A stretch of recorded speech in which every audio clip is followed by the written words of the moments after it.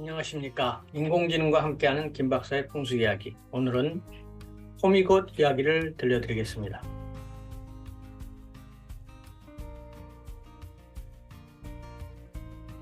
우리나라 대한민국의 지형을 보면 일본과 중국 대륙 사이에 반도로서 태평양을 향해서 나아가고 있는 모습입니다. 한반도 전체 지형을 보고 오늘은 얘기를 해볼까 합니다.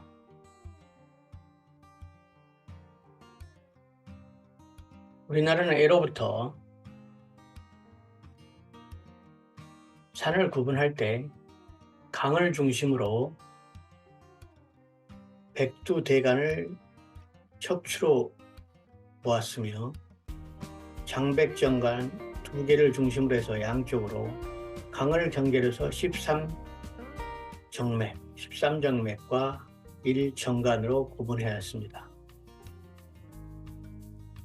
그래서 장백정간, 청북정맥, 청남정맥, 해서정맥, 한남정맥, 한북정맥 이렇게 했는데 일제시대를 겪으면서 노령산맥이니 차령산맥이니 이렇게 고개를 이름으로 하면서 산맥이 끊어진 것처럼 이렇게 잘못 인식되어 왔습니다.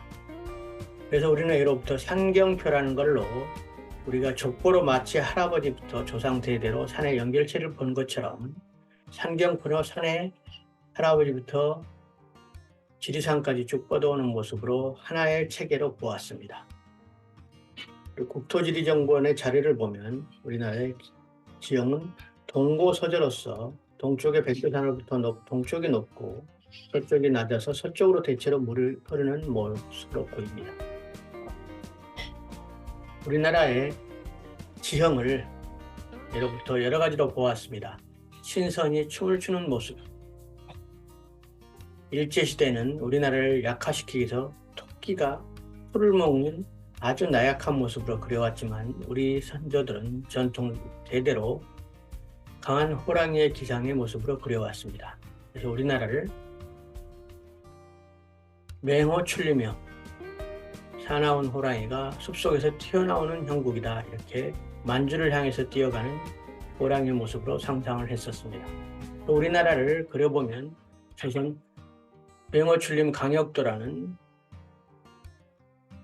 그림에서 살펴보듯이 우리나라 지도를 그대로 겹쳐보면 호랑이가 만주를 향해서 강하게 포효하고 있는 모습을 볼 수 있습니다.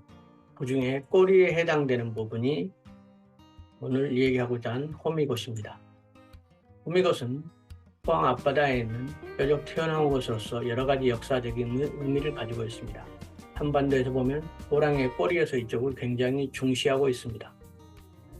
여러분이 호랑이의 꼬리를 밟으면 어떻게 될까요? 호랑이가 깜짝 놀라서 날뛰게 되겠죠. 그런 이야기를 좀 오늘 해볼까 합니다. 삼면이 바다로 둘러싸인 호미곶은 호랑이 꼬리라 해야 한반도 정기가 서려 있는 곳으로 일제기 16세기 조선 명종 때 풍수지리학자인 남사본은 산수 비경에서 한반도는 백두산 호랑이가 앞발로 연해지를 핥히는 형상으로 백두산은 호랑이 코, 호미곶은 호랑이 꼬리에 해당된다고 기술하면서 천하의 명당이라고 하였습니다. 고산자 김종원은 대동내지도를 만들면서 국도 최동단을 측정하기 위해 영일맛 호미곶을 7번이나 답사 측정한 뒤 우리나라에서 가장 동쪽임을 확인하고 호랑이 꼬리 부분이라고 기록하였습니다. 육당 최남선은 백두산 호랑이가 연해지로 핥히고 있는 형상으로 한반도를 묘사하면서 이곳을 호랑이 꼬리라고 이름하였고 영일만 일출을 조선 10경 중 하나로 꼽은 바 있습니다. 고려대 박물관과 호미곶 등대박물관에서 각각 소장 중인 근역강산 맹호 기상도는 이를 잘 표현하고 있습니다. 새 해돋이 명소로 꼽히는 포항의 호미곶에는 호미곶 등대가 있습니다. 호랑이 꼬리를 뜻하는 이 호미곶은 과거에 장기곶이라고 불렸으나 일본인들이 자신들의 이름 방식으로 곶 대신에 갑을 붙여 장기갑으로 애칭하였습니다. 지명도 창식에 명한 것이죠. 일화를 한번 살펴보겠습니다. 평일전쟁에서 승리한 일본이 1901년 조선시대 러시아 세력을 몰아내기 위해 러일전쟁을 준비하던 중 일본의 수산실업 전문학교 실습 배가 우리나라 연안의 해류, 어군 이동 상황, 수심 등을 조사하기 위해서 이 근처에 대보리 앞바다를 지나다가 실습선이 암초에 부딪혀 전원이 익사하는 사건이 있었습니다. 일제는 이 사건의 책임을 한국 정부에 전가하면서 손해배상을 요구하는 등 생트집을 잡았습니다. 이에 조정에서는 1902년 1월부터 우리 돈으로 일본인에게 이곳에 장기갑 등대를 설치하도록 하였습니다. 이 장기갑 등대가 현재 호미곶 등대로서 1908년 준공된 우리나라 최대의 근대식 등대라고 합니다. 그러나 당시의 풍수지리학자와 주민들은 이 장기곶이 호랑이의 꼬리에 해당하므로 등대를 만들어 꼬리에 불을 붙이면 호랑이가 날뛰거나 꼬리를 흔들어서 그 일대가 크게 흔들릴 수 있다고 하였습니다. 그러면 등대가 넘어져 부근바다가 불바다가 되고 우리나라에 고통에 빠진다고 주민이 한사코 반대했는데도 급기야 일본인 등대수 가족이 괴한호선에 몰살을 당하는 일까지 발생하였습니다. 우리는 전통적으로 한반도를 호랑이로 인식하여 대륙을 포효하는 맹호 출리명으로 불렸습니다. 요즘에는 신선이 춤추는 형국이라 선임 무수형이라고 부르기도 합니다만, 그러나 일본은 한국 길을 꺾기에 가진 만행을 저질렀고 그중 하나가 한반도를 힘없는 토끼인 옥토망월형 이런 식으로 불러왔습니다. 일본인들은 말한 것처럼 토끼로 보았다면 호랑이 꼬리에 등대를 설치할 필요가 없었겠죠.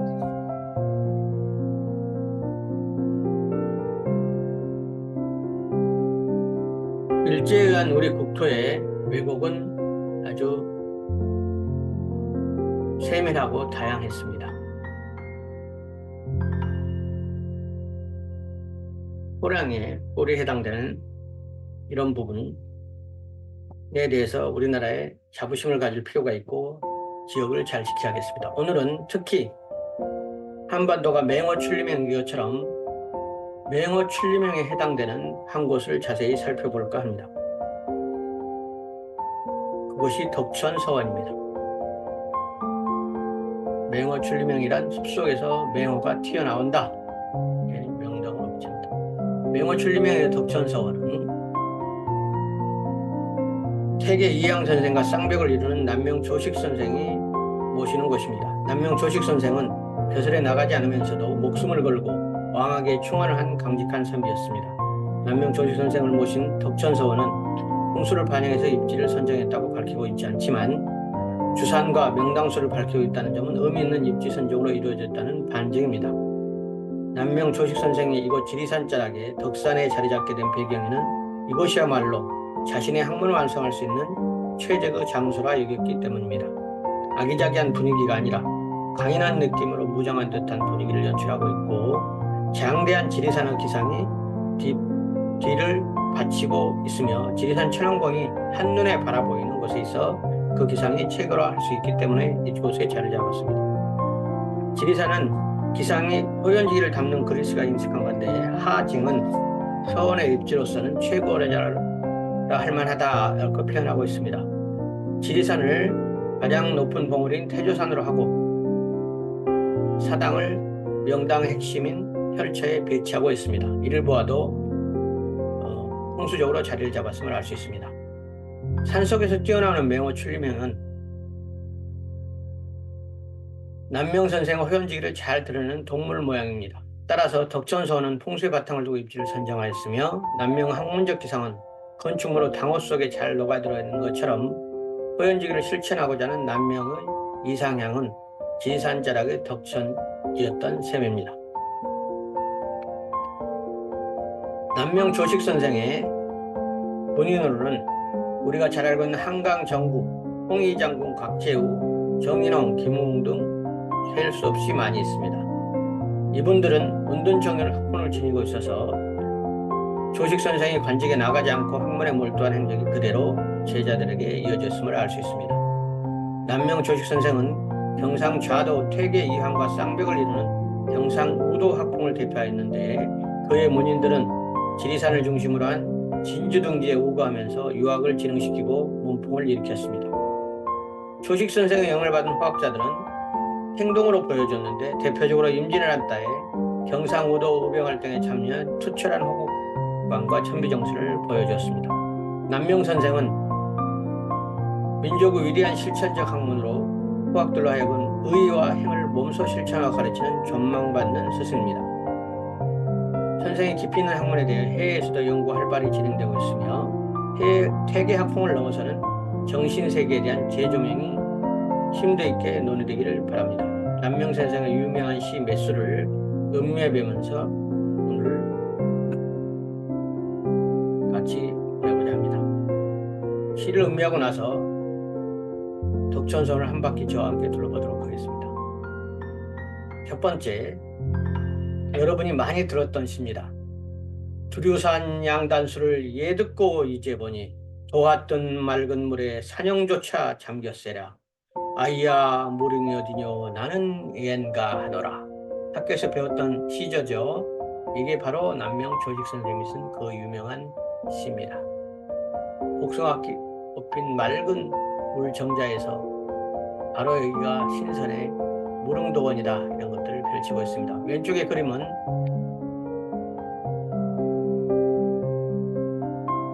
청천 이상범 선생님의 무릉도원도를 표현한 것입니다.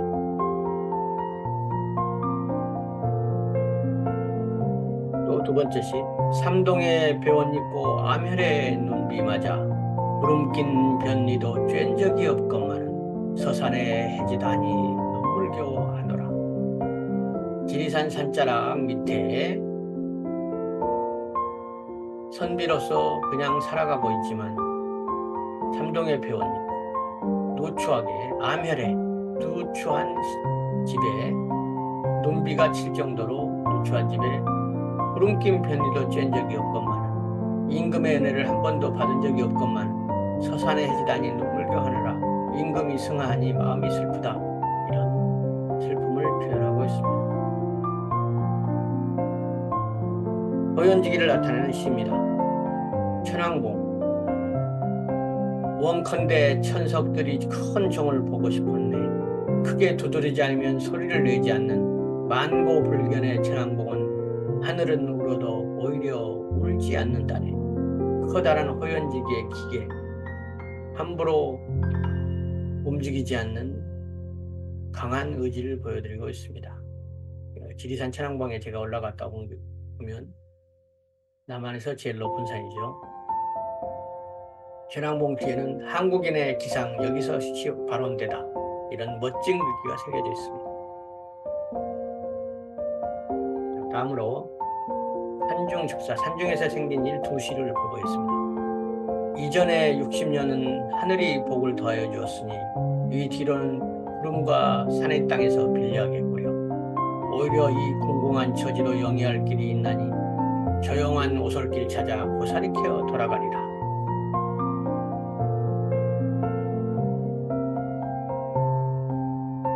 (60년) 동안 살아왔던 알페 삶과 뒤에 늙음하게 삶을 두 가지로 대비해서 세상에 있는 삶과 자연의 유자력함을 비유하고 있습니다.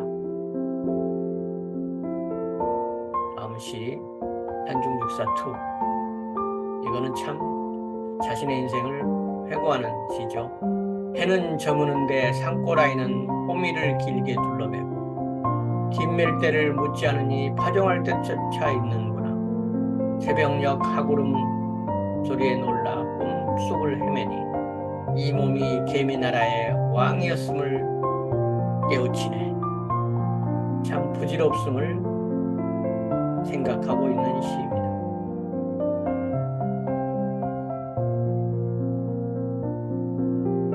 다음은 청학동이라는 시를 읽어보겠습니다. 한 마리 학은 구름 위로 솟구쳐 올라가고 한 줄기 옥개천은 인간 세상으로 흐르네. 누마루 없는 것이 도리어 누가 된다는 것을 알고 산하를 마음으로 느끼고는 보지 않는다고 말하네. 산속에서 유유자적하고 세상과 인연을 끊으며 살고 있는 자신의 모습이 평화로움을 얘기하고 있습니다.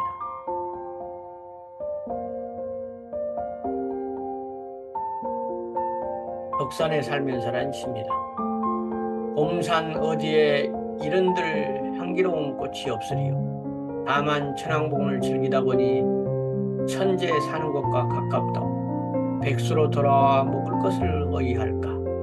은하가 10리나 마시고도 오히려 남는구나.